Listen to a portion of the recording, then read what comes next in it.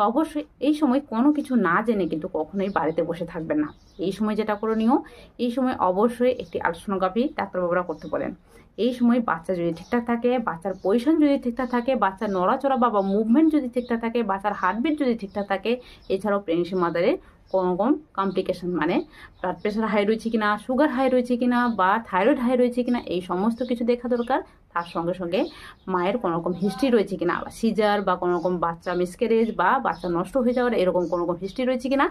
এছাড়াও প্রেগনেন্সি মাদারের যে পেসেসটি রয়েছে, মানে বাচ্চা যেখান থেকে বেরোবে সেই পেসেসটি ক্লিয়ার রয়েছে কিনা, সেটি যদি ঠিকঠাক না থাকে অনেক সময় বাচ্চা অনেক আকারে বড় হয়ে যায়, সেক্ষেত্রে কিন্তু সেই প্যাসেজ দিয়ে ঠিকঠাকভাবে বেরোতে পারে না।